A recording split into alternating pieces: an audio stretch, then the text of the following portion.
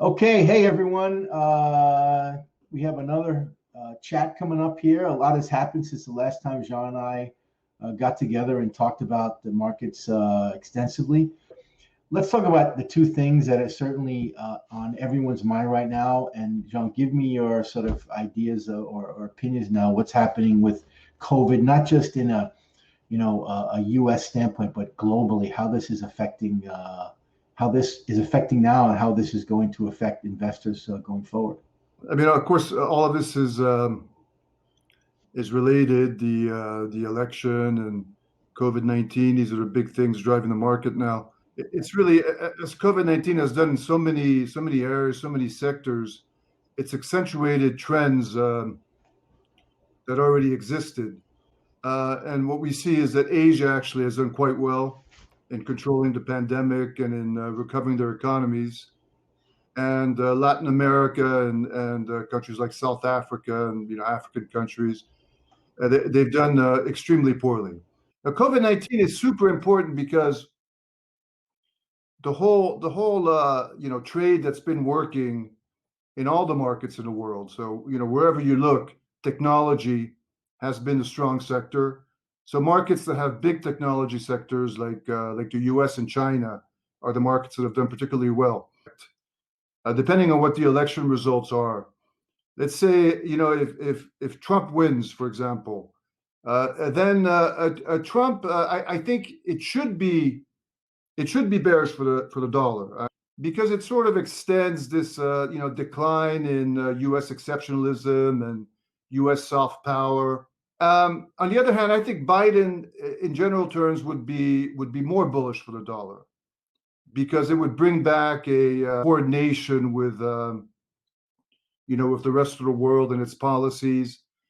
And also, Biden actually has a strong program in terms of investments and which could bring back some sort of real economic growth to the U.S. economy.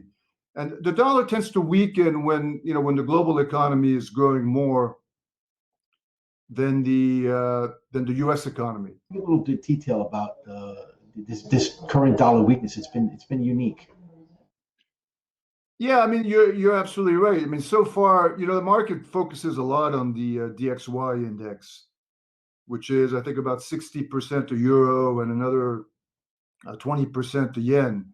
So it's an index that's highly focused on the euro and developed currencies. And in terms of emerging markets,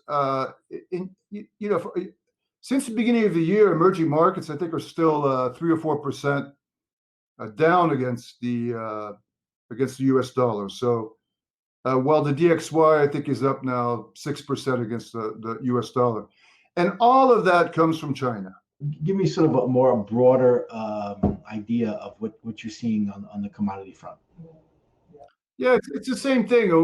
It's the same thing as the currencies. We've had a recovery from the lows in commodities, and particularly in the industrial commodities that China is a big buyer of. So iron ore and copper in particular. But it's not much broader than that. For the other commodities, it's really not much has happened. So it's also a trade that needs to be confirmed. And some of the commodity stocks have done well have also been linked to precious metals, and that's a different trade altogether.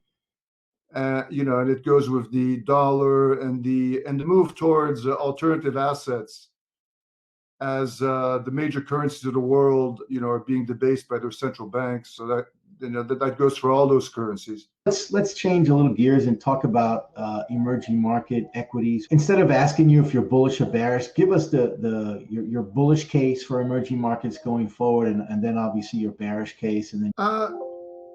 I mean, so the bullish case on emerging markets is essentially the reflation trade, right? Within emerging markets, you have two separate trades. You have the technology trade, which impacts China a lot, but is also having increasing importance in other markets. A country like Brazil, technology is a very small part of the market, but there's a new generation of investors. Brazil is a big example of that. where out of nowhere, the individual investor has become a big player in the market. Brazil is a market that for the past decades has been largely controlled. The marginal buyer has been the foreign investor. What we see now is the foreign investor has disappeared, and the markets are driven by individual investors. These are very different investors than your typical traditional investor or your institutional investor.